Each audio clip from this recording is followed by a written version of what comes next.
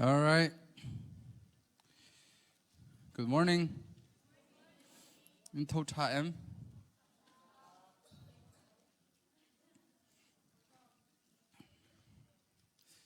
All right. So today I'm going to be teaching you guys for like 20 minutes. First session. Then we'll do a 5-minute bathroom break. Then we're going to watch a movie.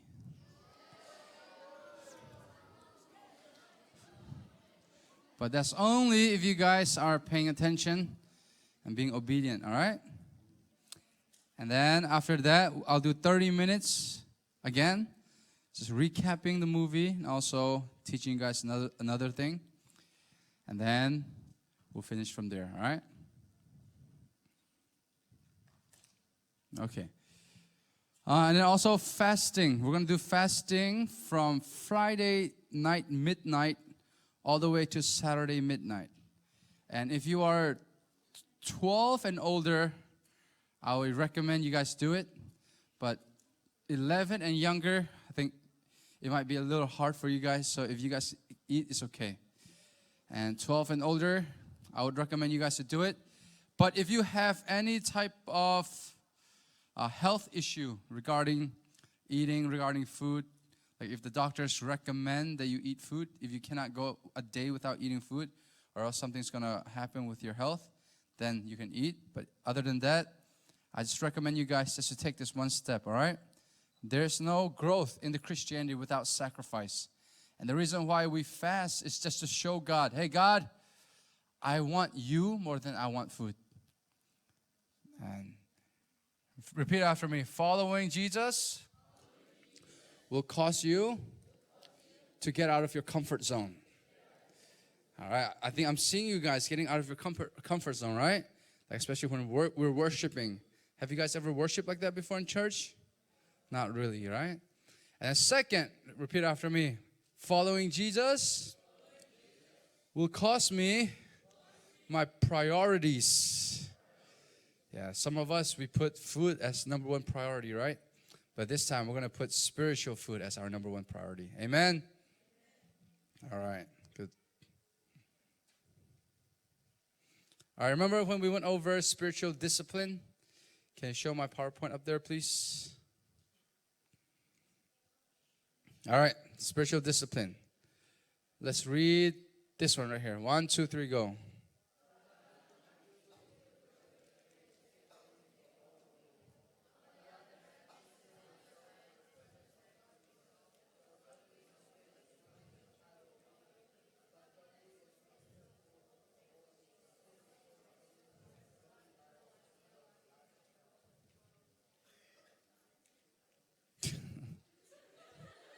Who's still reading?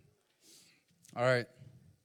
We're going to go over discipline of your spirituality. Remember, it's not a work for your salvation. It's work out your salvation.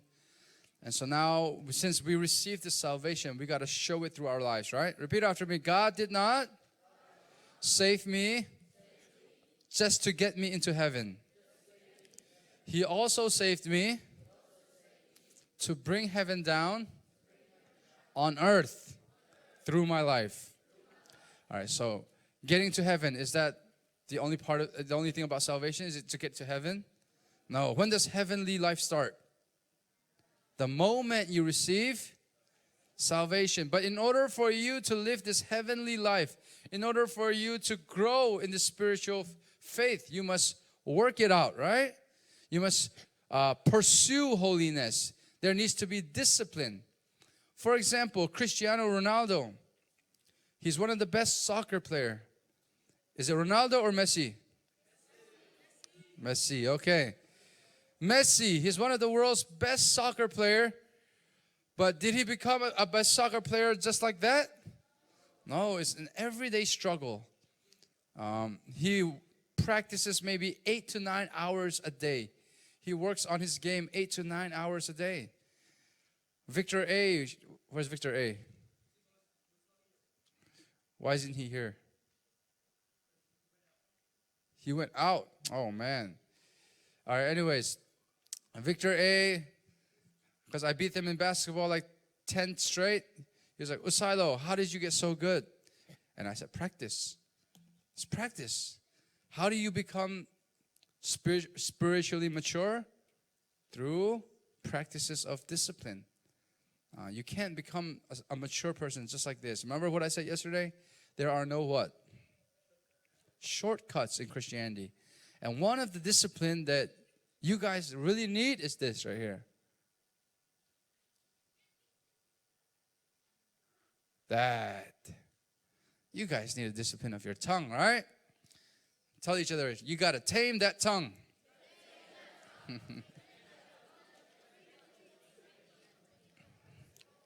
All right. Can you show me James 3:5-6? James 3:5-6. Let's look at what the Bible says about our tongue, all right?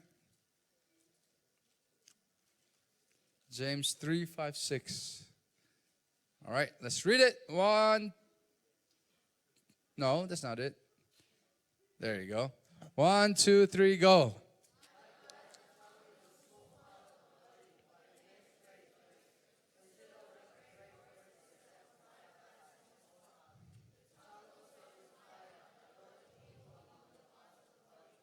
Corrupts the whole body, sets the whole course of its one life on fire, and itself set on fire by hell.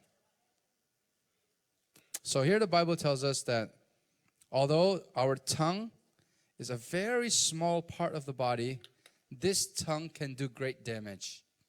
For example, the bushfire, it started out of just one spark, right? Just one little fire, and it caught on and turned into a bushfire. Your small tongue could torment someone's life, your life as well. So you got to learn how to tame that, because your tongue is like fire. It could catch on fire. All right, what are the stuff that we need to work on? Number 1 is gossip. We got to stop gossiping. Amen. So what is gossip? Talking about someone behind their back. Raise your hand if you've ever done that. Talk behind their back. Oh my. That's not good.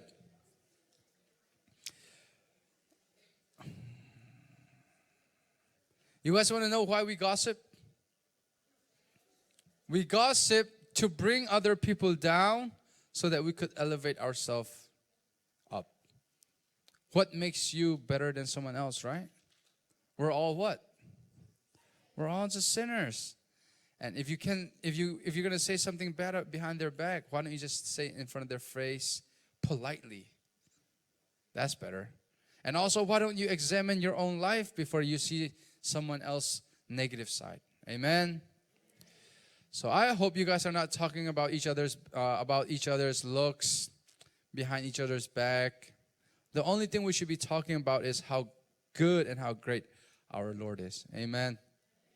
All right, second. Criticism. 소위는 대마 소위. Making fun of other people. And we're in social media age, so not only do we need to tame our tongues, we need to tame our fingers as well, right? Stop writing on comments that are bad, that will make other people feel bad. Cyberbullying. Have you ever been cyberbullied? Have you ever bullied someone on social media? No, don't do that. Okay, can you show us Proverbs 11:13? Proverbs 11:13.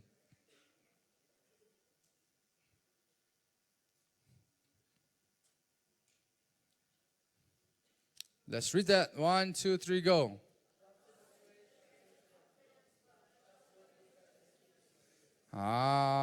So the Bible tells here that it's telling us, instead of being quick to open your mouth, actually be quick to close them.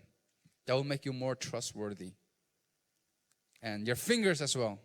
If you got nothing nice to say, don't say it at all. If you got nothing nice to post, don't post it at all. Tell each other, tame your fingers.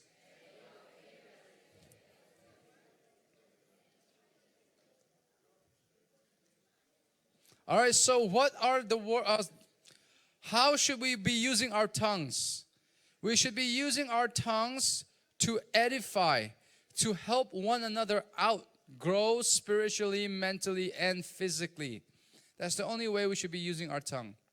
Not to bring someone down, but to help them come back up, right? To help them go to the Lord, to help them grow. So think this way. The words that I'm going to say, let's say if they say it to me, is it going to hurt me or is it going to help me? If it's going to help me, then say it. If it is going to hurt you, then don't say it at all. Can you show me the Bible verse, Colossians 4:6? Colossians 4:6. Okay, let's read that. 1, 2, 3, go.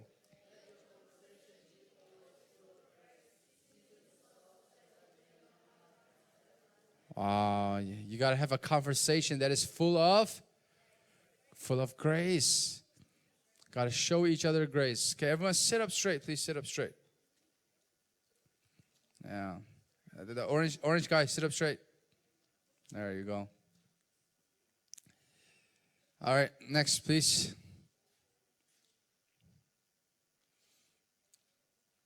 All right, number two, you use your tongue to speak the truth.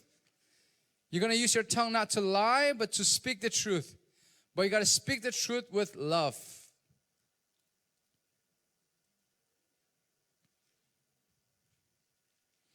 You're not going to use your tongue to gossip about other people, but you're going to use your tongue, and you're not going to use your tongue to make fun of other people, to bring them down, but to help them up.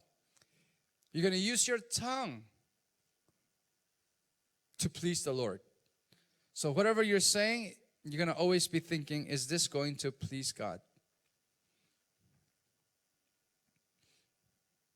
Even when Sailo is with you guys, some of you guys still cursing. All right? If I leave you guys, that would be really bad. Raise your hand if you've ever been hurt by someone else's words. A lot of us. So don't do that to anyone else. Okay, what kind of words should not be coming out of our mouth? Curse words. What else? What else? Inappropriate words, right? Words that will bring other people down.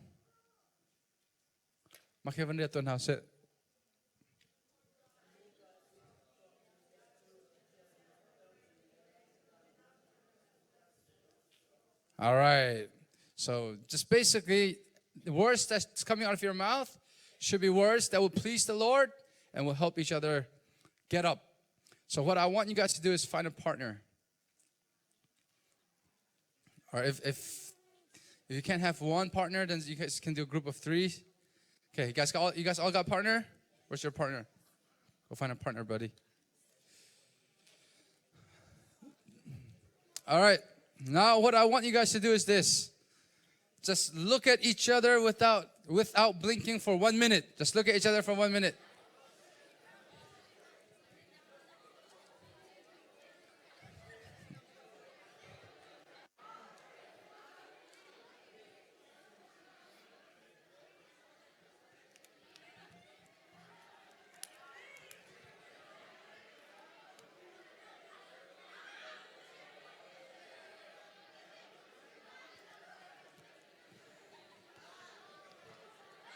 All right. So now what I want the older one to start. And what the older one's going to do, Vanta, stop.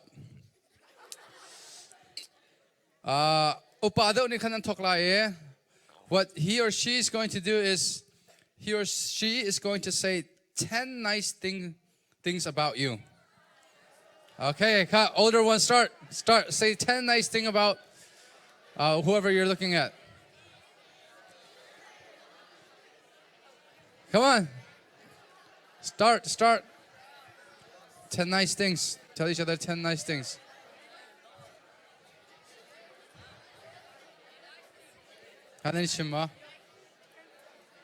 Boy Big, do it, Joel. Boy Big is with you too. Hey, no. Say 10 nice things about him.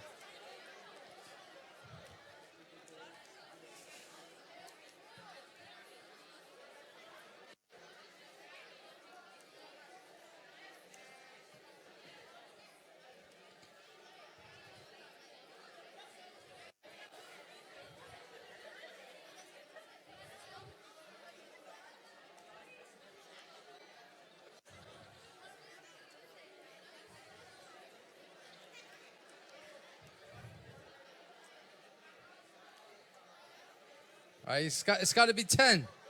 It's easy.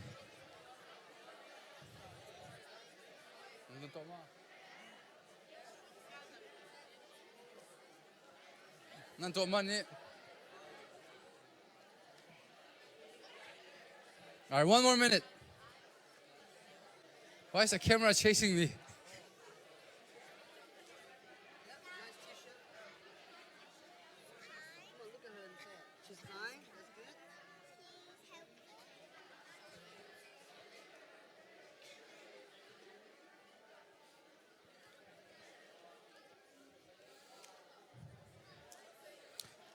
All right, 30 seconds.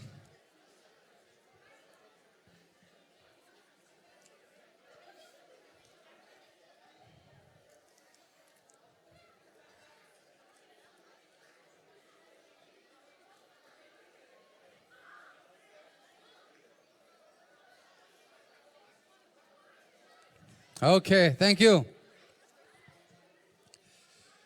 All right, I'm going to give you guys 5 things you can do every single day, all right?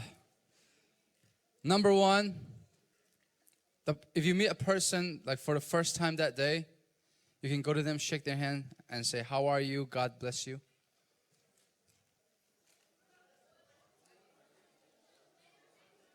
Okay, so from now on, if I see you guys, right, and I'm shaking your hand, I expect you guys to say, "God bless you" to me.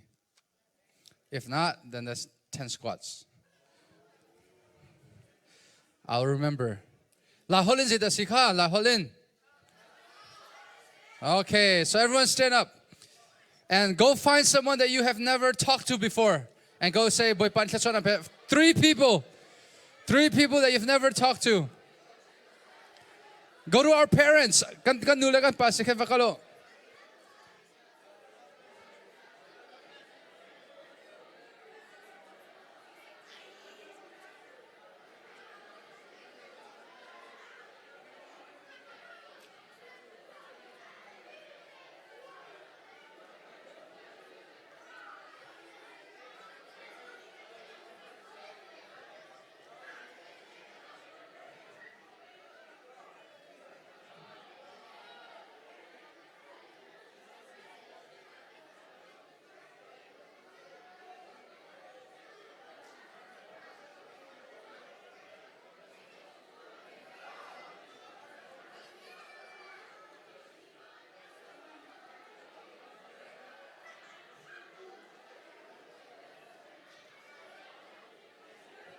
All right, thank you.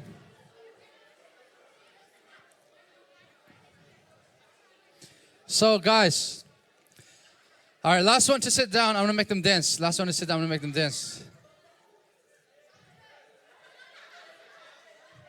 All right, I'm remembering during worship. Okay, so this could be a challenge, since you guys are still young. Every day, right? Make a challenge for yourself. Every day, I will say, "God bless you" to someone at least 10 times, right? So make it a challenge. Make it a habit. Let me show you guys. I'm going to share with you guys a testimony on how powerful our words are, right? So I was playing basketball at LA Fitness. It was gym. And this guy, his name is Reggie. Never met him before, never saw him. And he just wanted to play one-on-one. He's black, African-American. And he's like, "Hey, I see you shooting around. Can we play one-on-one just to get some cardio?" And I'm like, "All right." We played up to 11. I beat him like 5 straight games. And then he said, "Bro, you're so good for a Chinese guy." And I said, "I'm not Chinese, but thank you. It's by the grace of God." So my mouth, it's a habit for me. If someone says, "Hey, Sailo, it was a really good sermon," I'll say, "Yeah, thank the Lord. God is good," or "by the grace of God," or "God bless you," "God willing." Just giving glory to God in every speech, every words I say. And then he said, "Wait, you're a Christian?" And I'm like, "Yeah, I'm a Christian." "What about you?" You can say I'm a Christian. I haven't been to church for about 10 years now. I'm working, just finished my school. And, I'm just too busy for church. You can call me a Christian. And I'm like, "Okay, that's cool." And he asked me, what do you do?" And I said, "I go to Bible school."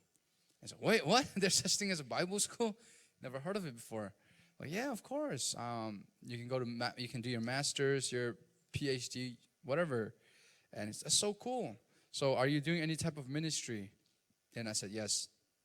So on my phone, right, I would take pictures of like you guys like during camps, praying, praising God. And I showed him that picture. I'm like, yeah, see that? I go around the world. I go preach to Chin youths around the world. And God is really using me. This is how the way we praise, the way we pray. And these are some of the stuff that we do. And he was so amazed. And he said, bro, God is really using you. And I'm like, yep.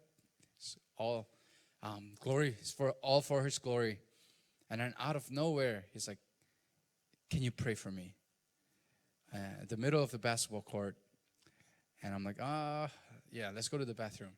Because I don't want to get hit by a ball while we pray for you. I pray for you. Went to the bathroom. I just laid my hand on his head. I'm like, I'm not comfortable yet praying in English. So let me pray you in my in Chin. Is that okay? He's like, that's fine, bro. So just imagine this, like a black dude praying for him, like in Chin, right? He doesn't understand at all any words that's coming out of my mouth, but he was filled with tears because the Holy Spirit was working inside of him. And he was like tearing up. Then once I was done praying, it's like, hey, bro, I got to come to your church. I need you to lead me, mentor me to Christ because I have lost my faith. I don't have a good relationship with my parents. I don't have a good relationship with my girlfriend. Nothing is going good because I know there's something missing, and that is I haven't put God at the center of my life. And I'm like, bro, the church that I go to, we only speak Chin. You won't understand. So I'll show you this one church that I go to at times.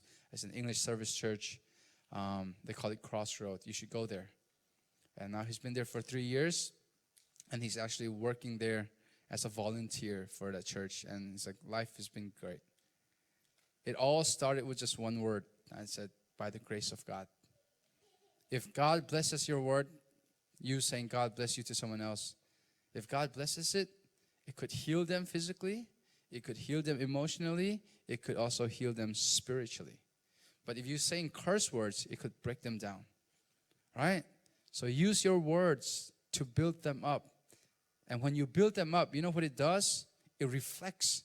When you build up other people, it reflects on you and you get spiritual strength. For example, I have been doing this camps, crusades for 2 years non-stop. Like last year I came, right? The very last year I came for a week, and then after that I went to Malaysia. After that I did Melbourne. Then after that I did it back in the States. So without a rest, not even 2 or 3 days of rest, I've been preaching like this. Oh man, I was physically and mentally drained. But you know what kept me up? And what gave me the courage? And what gave me the desire to keep on going? Was seeing kids like you guys change. Hearing testimony. Oh, it's just Sailo. I've been changed by your preaching. I've been overcoming pornography. I've been overcoming my laziness. My parents see change in me. And when I see those kind of change through my action, that's what builds me back up. When you bless them with your words, and you blessing them lifts them up, that will in return lift you up as well. So don't stop, all right? Don't stop. So challenge is an everyday challenge. Is try to find 10 new people just to go say, hey, how are you? God bless you. Can you guys do that? Like maybe if you see a homeless guy, right? And your parents are giving him money. Instead of just giving him money, at least say, hey, God loves you. God bless you. And if God blesses those 3 words that you say, it could lift someone's up. It could brighten someone's day. Amen. All right. So now let's watch movie. But before that, let's do a 3-minute break, and then we'll watch it, all right?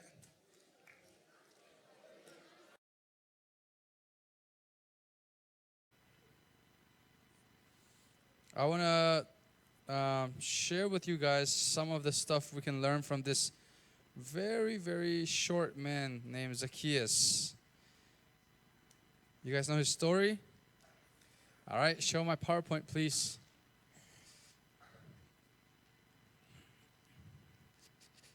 Look at the story of Jesus and Zacchaeus. He was a tax collector, a very short guy. And I just want to go over maybe 3 points with you, all right? Okay, let's read it. 1, 2, 3, go.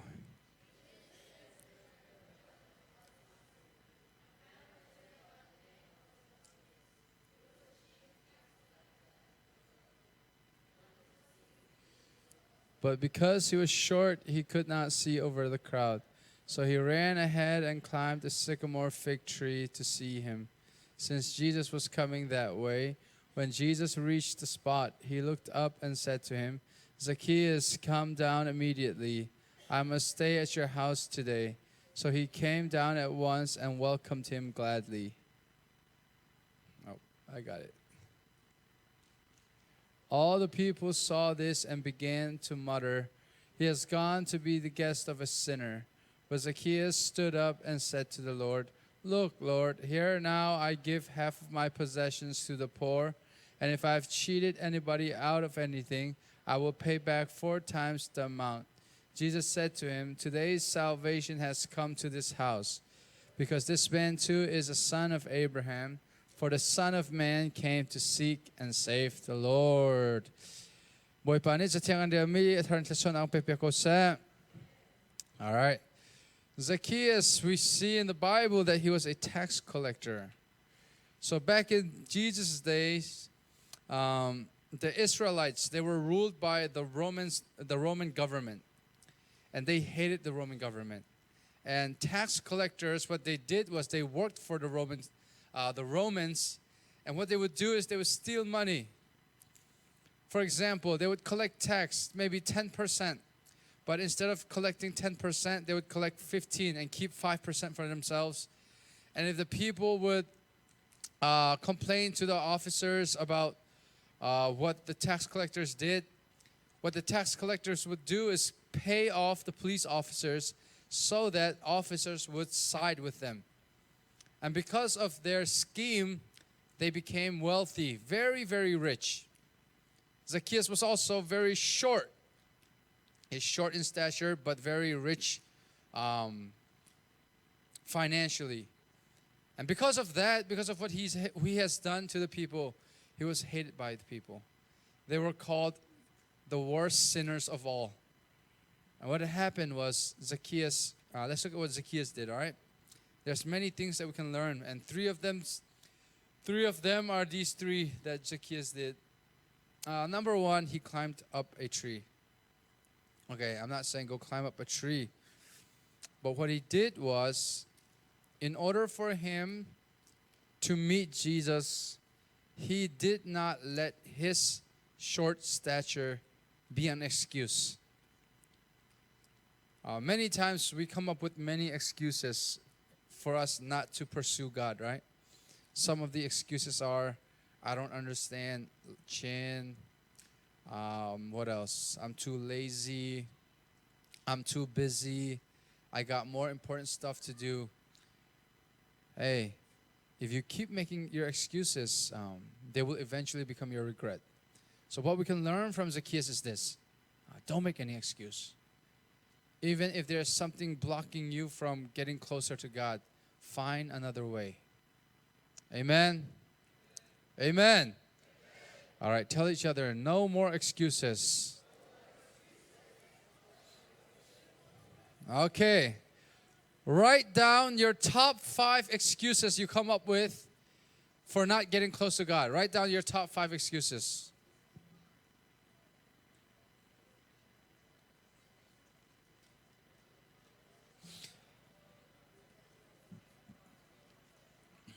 Robert, write down your top 5 excuses.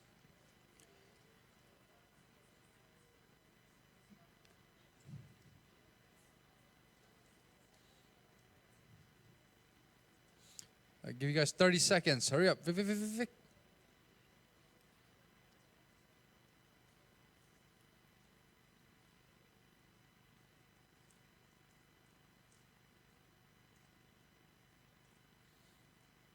Okay. Who has ever come up with this excuse? I don't understand chin preaching, so that's the reason why I can't connect with God the way I should. All right, you want me to give you another way? Go on YouTube. Go listen to English sermon preachers. Right? I'm too busy. No, you guys are not too busy. Another way is take maybe 20 minutes away from your phone time to get alone with God. What are some other excuses you come up with? I don't understand Chin Bible. I don't understand the Bible. Anyone ever come with that excuse? Okay, I told your parents to buy you guys the study Bible. Have they bought it yet? No, not yet? Okay. I'll give them one more week. If they don't buy it for you guys 1 week, then I'm going to make them all do squats. Second, look what Zacchaeus did. He climbed up a tree to see Jesus with his own eyes. What he could have done was the people that were taller than him. He could have said, hey guys, what does Jesus look like? He could ask them what Jesus looked like, how he talked, how he acted.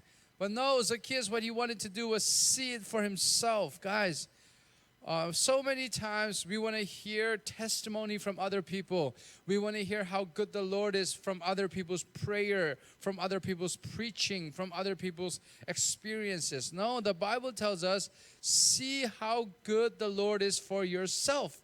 Come taste and see how good He is for yourself. So you got to be praying by yourself. You got to be reading the Bible for yourself because you want to see who Jesus is with your own eyes. Amen.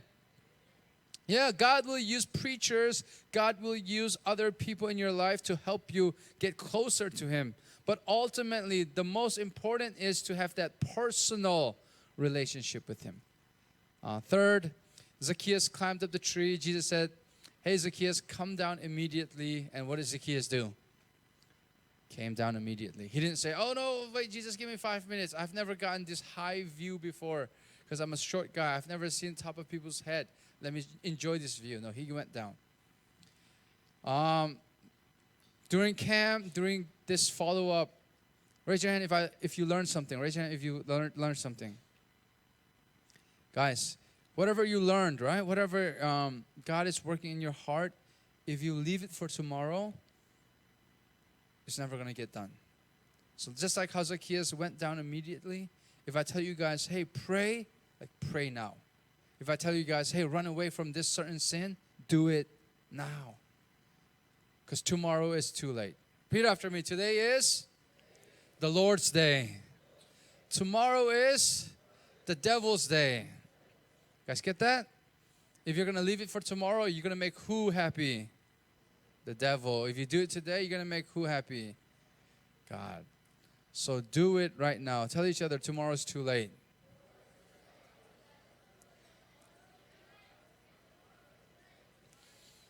All right, let's look at Jesus' action. Let's read that. 1, 2, 3, go. All right, think about this, guys. Zacchaeus, he was considered the worst sinner of all for what he's done with the people's money, but Jesus went to him. Jesus came to him, said, hey, Zacchaeus, I came here to save you. It was not Zacchaeus that looked for Jesus first. It was Jesus that looked for him first. Us as well. None of us searched for Christ first. It was God who called us through preaching, through camp, whatever it is. He made the first move. Isn't that awesome? Do you deserve for God to make the first move on you? No, we all deserve death. Instead, He showed us love. Let's read the last line. 1, 2, 3, go.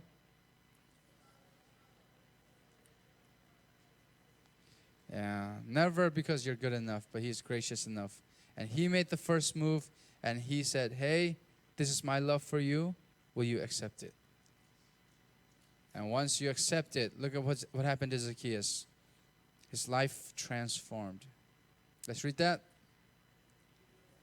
Stood up and said to the Lord, look, Lord, here and now I give half of my possessions to the poor. And if I have cheated anybody out of anything, I will pay back 4 times the amount. Zacchaeus found pleasure in money.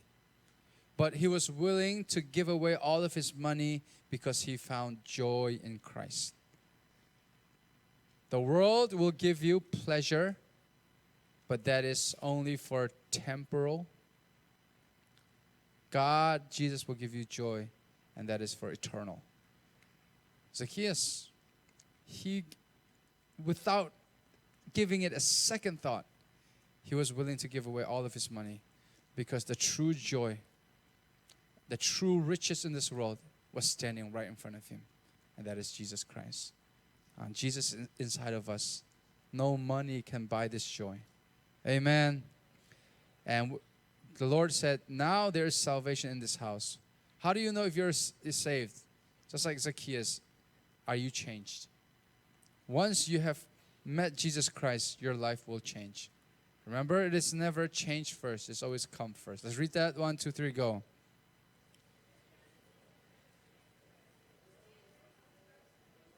And the Lord will change you. So, guys, no matter how bad you are, Zacchaeus was considered the worst of worst, the worst of sinners. But even if your sin is as big as the ocean, God's love is bigger than that. It's always bigger. You can always go back to Him. You can always come to Him. Let's go to Him. It's not change first, it's come first, and His love will change us. Can we all stand up? And let's do worship now. All right, what's your